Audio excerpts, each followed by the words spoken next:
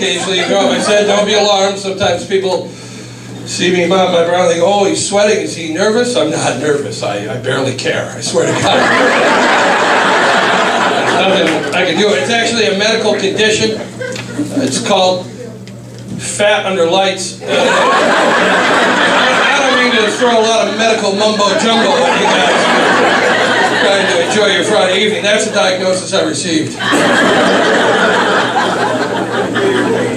You know what I'm talking about, brother? Yeah. I sweat, baby. I sweat more than a KKK Grand Dragon at a Wu-Tang concert.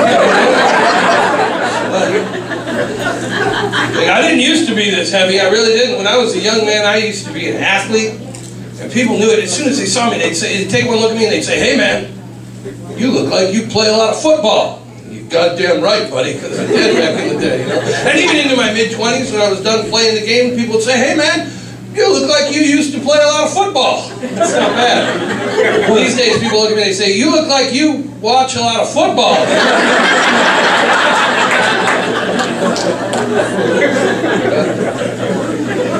I am a married fella. I like that very much. I wouldn't trade it for the world. You know, I got friends my age, 40 years old, still single. I wouldn't trade places with them. It's pathetic. You've seen these guys, they live like animals. You see them running around in the bars, chasing after a tail, getting shot down by a different woman every night. No, thank you. Not for me. As a married guy, it is so nice to know that I have that special someone waiting at home to reject all my clumsy sexual advances. Hearing the word no come out of a new mouth every night, that would get depressing in a hurry. I gotta tell you guys, when it's the same woman, night in and night out for the last 15 years, it's kind of comforting in a sad sort of way. I know exactly where I stand. There is comfort in that. After all, my wife, she's the person who knows me better than anyone. I can hardly blame her for not wanting to bang me. That makes sense when you break it down. That makes sense? I don't know if familiarity breeds contempt, necessarily, but I'm pretty sure it doesn't make her wet. You know what I mean?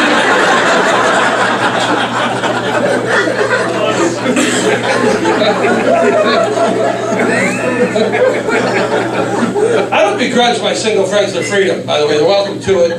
But here's what I don't like. Here's what gets my dander up from the single guys. When they somehow manage to convince a girl to go home and sleep with them, they're a little too proud of it the next day. Like they really pulled something off that they should be congratulated for. As though there's a high degree of difficulty in picking up a girl in a bar. You know, I'll get calls from my friends the day after. They'll be like, oh yeah, I scored last night, bro. That's how my friends talk because I hang out with a lot of assholes. But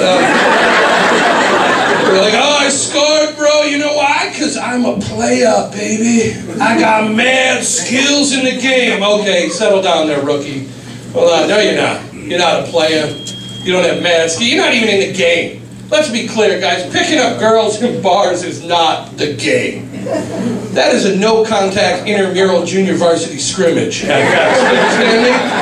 That's some bush league stuff, if you'll pardon the double entendre. I gotta drop some knowledge on like marriage, punk. That's the game. That is the big leagues. That is interpersonal communication between a man and a woman at its highest level. It is. You know, every time I'm trying to get laid, you know, you're patting yourself on the back. You're walking around in the bars, hitting on girls. You're hitting the ball off the tee, man. You're taking cuts in the batting cage. Every time I want to get laid, I'm facing Roger Clemens in Game 7 of the World Series. Stakes a little higher for us married fellas, eh? Every time I do manage to get a little action from my wife, it's like a triumph of the human will story. It is like the movies Miracle and Hoosiers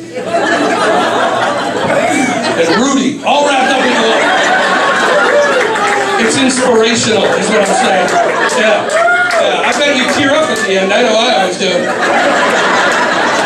Because it ain't easy when you're married, man. It's like trying to steal home from first goddamn base. Are you kidding me? From the good names?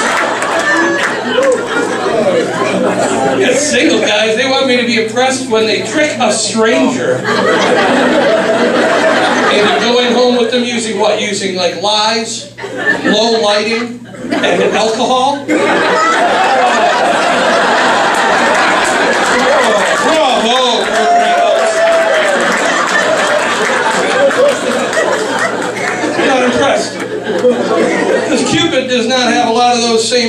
was in his quiver when Papa's going after some action. You know what I mean? Lies? I can't use lies to get with my wife. She knows me too well. She knows that I tell everybody my favorite movie is Reservoir Dogs. So it seems kind of cool.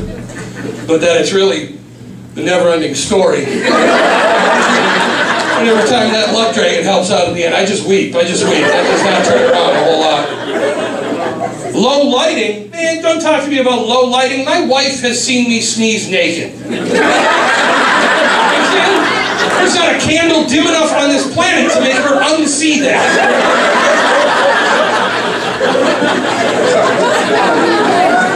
Now, alcohol, I do have that at my disposal to get action from the wife, and I ply her with it liberally. With my wife, it's wine. 2 bottles. That's a pro tip. 2 bottles. 1 bottle might just make her talkative. No good, not enough. 1 bottle, I'll nod off before she's done telling me about the freaky dreams she has. 2 bottles.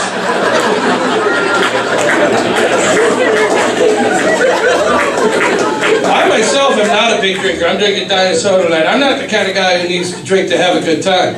I need my wife to drink so I can have a good time.